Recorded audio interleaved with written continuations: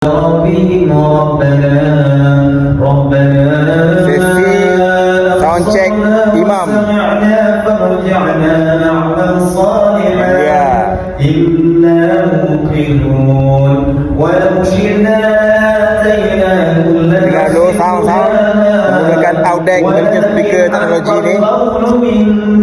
Bunyi yang kata bunyi sama saja. Masih lagi tugasan mengupgrade sound system. Kami dipanggil ke sini pula di Surau At-Taqwa, Taman Kota Ceras. Ini dia analog mixer yang digunakan sekarang. Ini pula equipment rack dia. Nampak tak cantik kan? Jadi kita akan tukar kepada digital. Kita akan susun dalam satu rak. Ini dia speaker yang digunakan sekarang. Ada speaker box, ada speaker column, ada macam-macam speaker belakang ni. Speaker PMPO pun ada.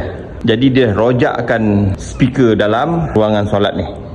Jadi bunyinya tak stabil.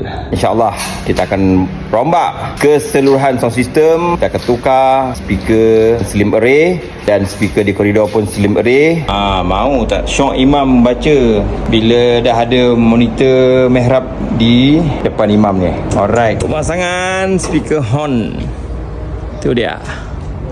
Surau Jumaat ni memilih ini dia outdeck speaker Belgium teknologi digunakan di sini sebanyak 6 unit. Speaker Shure CS308 untuk koridor sebanyak 6 unit juga keliling surau ni.